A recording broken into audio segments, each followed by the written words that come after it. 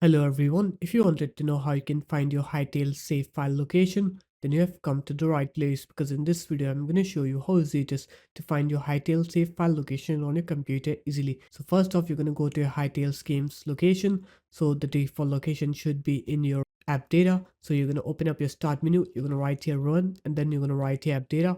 Now you're going to go into roaming, and then you're going to go into Hytale, and then you're going to go into user data, and then you're going to go into saves here. And when you go into saves here, you can see these are my save files. So I have my save worlds here. So there it is, guys. That's how easy it was to find your save file location on Hytale. If you guys found this video helpful, make sure to leave a like, comment, and subscribe to the channel, and I'll see you in my next video. Peace.